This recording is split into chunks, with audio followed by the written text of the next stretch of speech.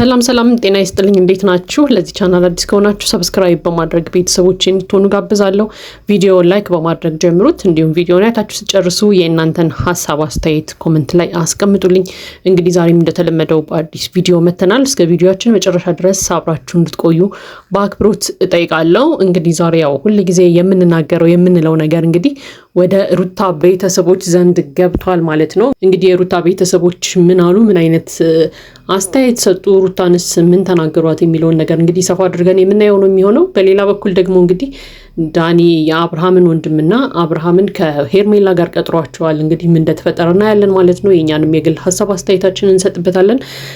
እንግዲህ ወደ መጀመሪያው ሀሳባችን ስናልፍ እንግዲህ ዳኒ ዛሬ ምንድነው ያደረገው? ያው እና አብርሃምን ለማነጋገር ትላንትና አልተመቸኝም፣ ስለዚህ ዛሬ እነሱ ጋር መነጋገር አለብኝ እያለ ነው ማለት ነው። እኔ ዳኒ በእነ አብርሃም ህይወት በእነ ሩታ ህይወት ውስጥ ምን እንደሚያገባው አይገባኝም። ሁል ጊዜ እንደምለው ማለት ነው፣ በቃ ዝም ብሎ መፍጠን ይወዳል። በማይፈለግበት ቦታ ላይ መገኘት የሚወድ አይነት ሰው ነው።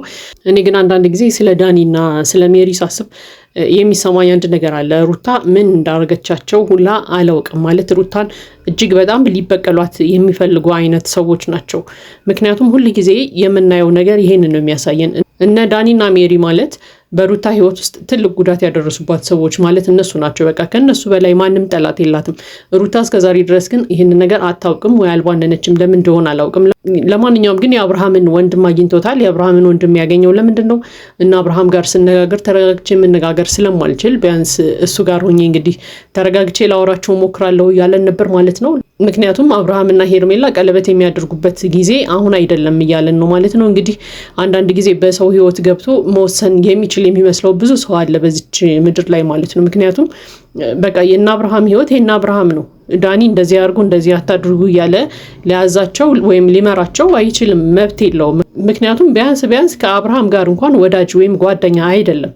የአብርሃም ጠላት ነው። ጠላቱን ሂዶ እንደዚህ አድርግ እያለ ህይወቱን ሊመራለት የሚፈልግ አይነት ሰው እየሆነ ነው ማለት ነው ዳኒና ምንድነው ሲል የነበረው በቃ በዚህ ሰዓት ቀለበት ማድረግ የለበትም፣ ሩታ እርጉዝ ነች፣ ከሄርሜላ ጋር እንደዚህ አይነት ሪሌሽን መመስረት የለባቸውም እያለ እንግዲህ ደጋግሞ ሲያወራ ነበር ማለት ነው። እንግዲህ እና አብርሃምም መጥተዋል።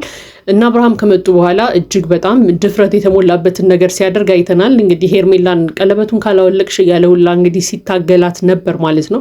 ይህ እንግዲህ እጅግ በጣም ሞኝነት ነው። እንግዲህ አብርሃም በጣም ታግሶታል የሚል ሀሳብ አለኝ። ምክንያቱም በዚህ ልክ ሰውን መፈታተን፣ በዚህ ልክ ትዕግስትን መፈታተን በጣም ከባድ ነው።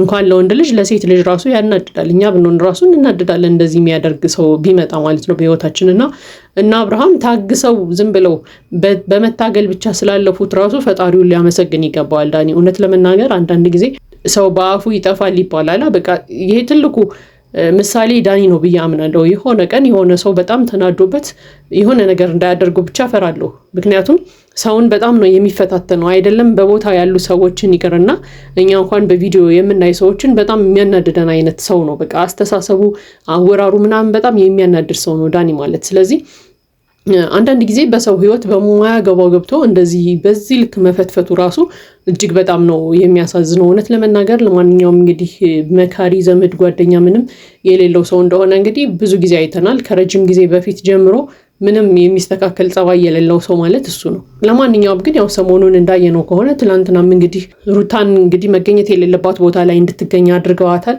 እጅግ በጣም በሚያሳዝን መልኩ እንግዲህ የሩታ ስሜት እንደተጎዳ አውቀናል ማለት ነው። ለማንኛውም እንግዲህ እነ ዳኒ ከሩታ ህይወት ካልወጡላት ሩታ የተረጋጋ ኑሮ ትኖራለች የሚል ሀሳብ የለንም ማለት ነው። እንግዲህ ወደ ሌላኛው ሀሳባችን ስንሄድ ደግሞ እንግዲህ የሩታ እህት መታለች ማለት ነው። የሩታ እህት እንግዲህ ምንድነው ስትለን የነበረው ዳኒና ሜሪ እንግዲህ ከሩታ ህይወት ውጡላት እያለች ነው ማለት ነው። እሷም እንግዲህ የሩታ ቤተሰቦች ዘግይተውም ቢሆን የዳኒንና የሜሪን ሴራ የተረዱት ይመስላል።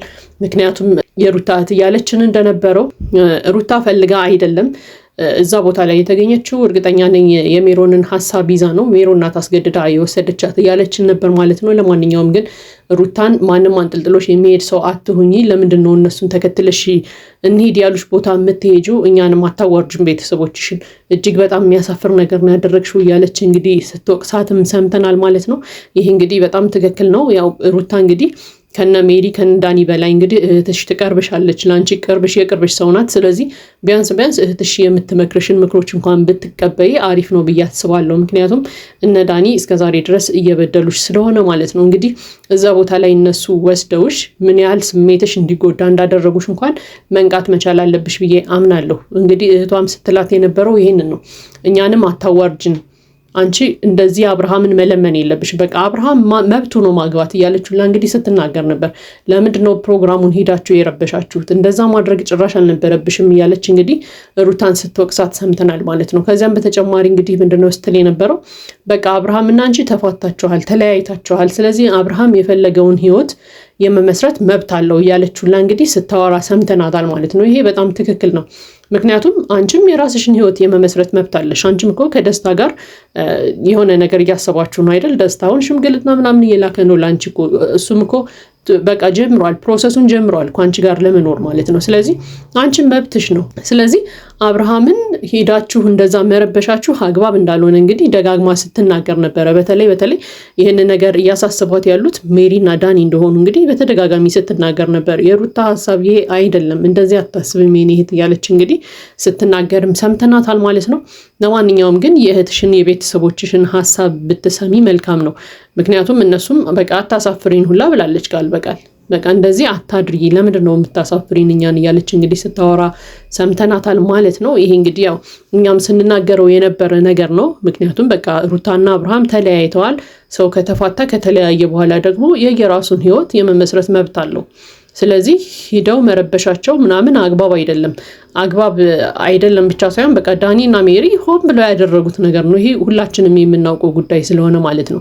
ሆን ብለው ሩታ ስሜቷ እንዲጎዳ ነው እዛ ቦታ ላይ ይዘዋት የሄዱት እንጂ ሩታ እዛ ቦታ ላይ ሄዳ የሄርሜላንና የአብርሃምን ቀለበት ስላየች በጣም ትጎዳለች እንጂ ምንም የሚፈጥርላት ነገር የለም። እሷ ላይ ምን ለማምጣት አስበው ራሱ ይዘዋት እንደሄዱ አናውቅም። ለማንኛውም ግን ሩታ ነቃ ብለሽ የራስሽን ስሜት ከሚጎዱ ነገሮች ራስሽን ገለል ብታደርጊ መልካም ነው የሚል ሀሳብ አለኝ። ምክንያቱም እነዚህ ልጆች በህይወትሽ እየገቡ የማይሆን ነገር እያሳሰቡሽ ጭራሽ ወደፊት ያለውን ህይወትሽን እንዳትመሪ ተረጋግተሽ እንዳትኖሪ ነው እያደረጉሽ ያሉት። ስለዚህ ቆም ብለሽ የቤተሰቦችሽን በተለይ እህትሽን ምክር ብትሰሚ መልካም ነው። ምክንያቱም እሷ እህትሽ ነች። የፈለገ ነገር ብትናገርሽ ብትቆጣሽ ከዛም አልፎ እንግዲህ ብትመታሽ ሁላ ታላቅ እህትሽ ነች።